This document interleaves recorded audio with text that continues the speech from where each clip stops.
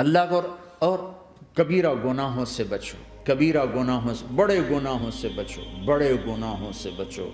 چھوٹے گناہ ہوتے رہتے ہیں اور اللہ بھی درگزر کرتا ہے، بڑے گناہوں سے بچو، وہ بھی ہو جائیں توبہ کر لو معاف، توبہ کر لو معاف۔ ماں باپ کی نافرمانی بڑا گناہ ہے۔ ایک صحابی کی بیگم نے کہا یا رسول اللہ میرے خاوند موت کی حالت میں کلمہ نہیں پڑھا جا رہا، علقمہ۔ آپ دوڑے ہوئے گئے، آپ نے کہا بیٹا کلمہ پڑھو، کہا جی نہیں پڑھا جا رہا، بول رہے ہیں، کہا جی پڑھا نہیں جا رہا، کہا کیوں؟ پھر آپ نے ایک دم کہا کوئی ماں باپ میں زندہ؟ کہا جی ماں۔ راضی ہے؟ کہا نہیں ناراض، بلاؤ۔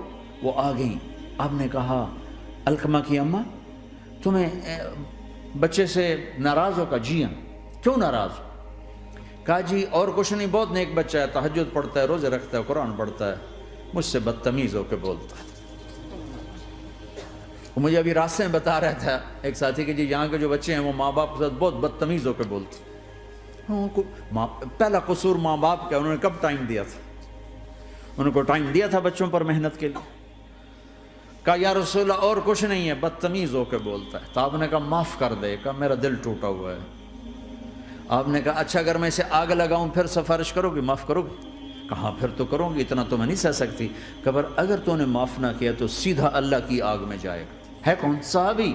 آپ نے کہا اچھا یا رسول اللہ میں معاف کرتی ہوں، میں معاف کرتی ہوں۔ تو آپ نے کہا بیٹا کہو لا الہ الا اللہ، تو اس نے کہا لا الہ الا اللہ، اور جان نکل گئی۔ پھر آپ نے اس کا جنازہ پڑھا اور اس کے دفن میں شریک ہوئے، قبر تک گئے۔ پھر آپ نے دفن کے بعد اعلان کیا جس نے ماں باپ کو دکھ دیا اس پہ اللہ کی لعنت، فرشتوں کی لعنت، زمین آسمان کی لعنت۔ نہ نماز قبول ہے، نہ روزہ قبول ہے، نہ صدقہ قبول ہے۔ کبیرہ شراب سے بچو، نشوں سے بچو، جھوٹ سے بچو، جھوٹ سے بچو، جھوٹ سے بچو، جھوٹ سے بچو۔ میرے نبی نے فرمایا میرا امتی ہر گناہ کر سکتا ہے، ایک جھوٹ نہیں بول سکتا، ایک دھوکہ نہیں دے سکتا۔ دھوکہ نہ دو، خاص طور پر یہاں کے لوگوں کو دھوکہ دینا تو بہت بڑی گراوٹ ہے۔ یہاں کی حکومت نے تمہارے ساتھ کیا کچھ نہیں کیا، تم انہی کو دھوکہ دو۔ ٹیکس بچانے کے لیے جھوٹ بولو، کتنے پیسے بچا لو گے؟ جھوٹ بول کے تم نے سارا ملک بچا لیا تو اللہ کی قسم گھاٹے کا سودا۔ پیسہ نہ بچاؤ، سچ کو بچاؤ۔ سچ پراپرٹی ہے، پیسہ پراپرٹی نہیں ہے، سچ پراپرٹی ہے۔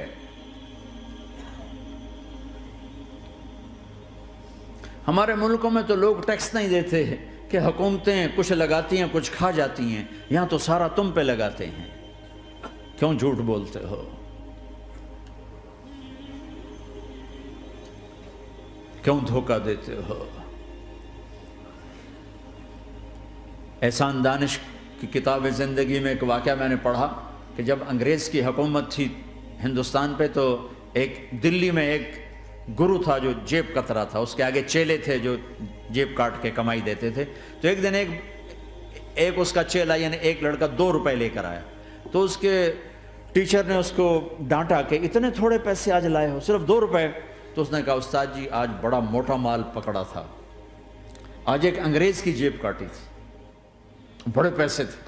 لیکن جب میں 4 قدم چلا تو مجھے خیال آیا کہ اگر قیامت کے دن عیسیٰ علیہ السلام نے میرے نبی کو تانا دے دیا، گلہ دے دیا کہ آپ کے امتی نے میرے امتی کی جیب کاٹی تھی، تو پھر میں اپنے نبی کو کیا جواب دوں گا؟ اور میرا نبی میری وجہ سے شرمندہ ہو کہ بس اس شرم میں جا کر میں نے اس کو واپس دے دیے اور یہ اپنے کے 2 روپے کھسکا کے لایا ہوں۔ تو وہ گرو نے اس کو 10 روپے انعام دیا کہ بیٹا یہ تیرا آج کا انعام ہے کہ تو نے خوب کیا۔ تو تمہارا ان لوگوں سے واسطہ ہے، عیسیٰ علیہ السلام تانا دے بیٹھے تو کدھر جاؤ گے؟ جھوٹ نہ بولو چاہے سب کچھ دینا پڑ جائے، جھوٹ بول کے پیسہ نہ بچاؤ،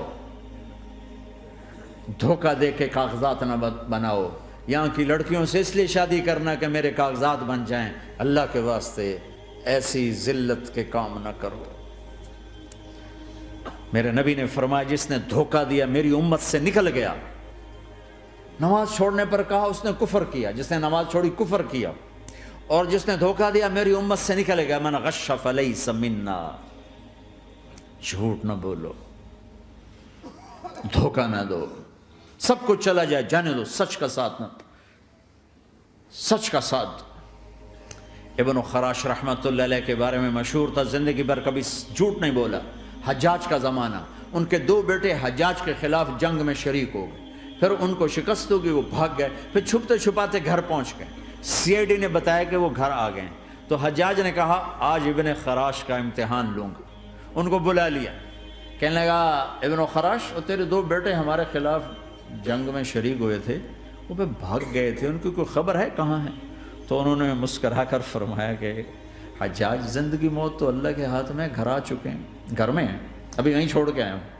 تو حجاج نے کہا تیرے سچ پر تیرے بیٹے تجھے ہدیہ کرتا ہوں، اگر تو جھوٹ بولتا تیرا سر بھی اڑا دیتا، تیرے بچوں کا سر بھی اڑا دیتا، تیرے سچ پہ تجھے تیرے بیٹے تحفہ دیتا۔ مسلمان جھوٹ نہیں بولتا۔ چند پاؤنڈ کی خاطر تم کاغذات میں ہیرا پھیری کرو، ڈرو اس دن سے جس دن اللہ کے سامنے کھڑا ہونا ہے۔ یہاں کے پیپر بنانے کے لیے یہاں کی لڑکیوں کو دھوکہ دو، ڈرو اس دن سے جس دن اللہ کے سامنے کھڑے ہونا ہوگا۔ عیسیٰ علیہ السلام کا تانا اگر گلا آ گیا نبی کو تو کدھر جاؤ گے؟ سچ کے ساتھی بنو، سچ کے ساتھی بنو، سچ کے ساتھی بنو۔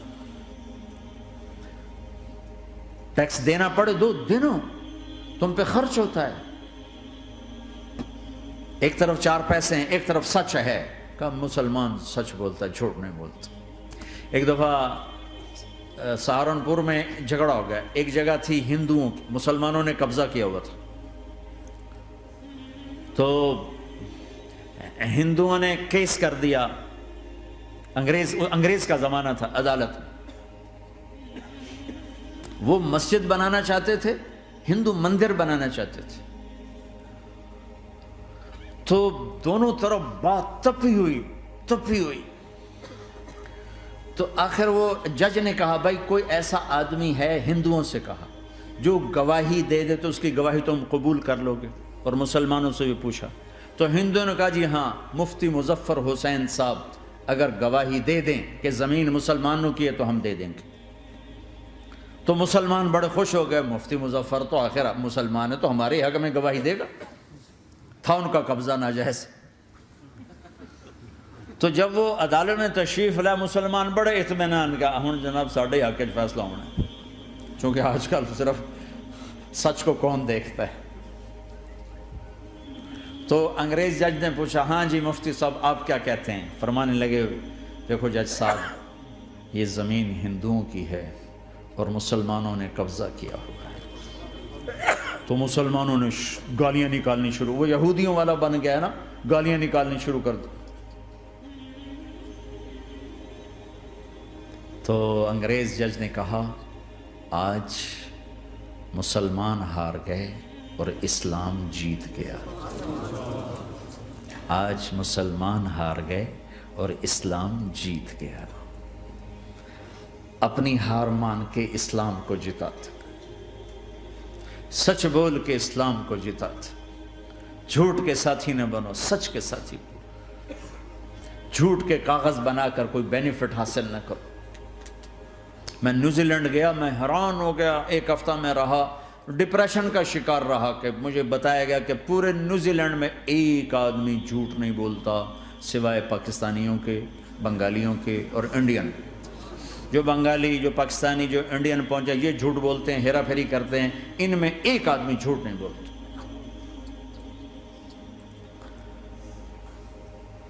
سچ تو ایک عالمی صفت ہے، جو اللہ کو نہیں مانتا وہ بھی کہتا ہے سچ بہت اعلیٰ چیز ہے۔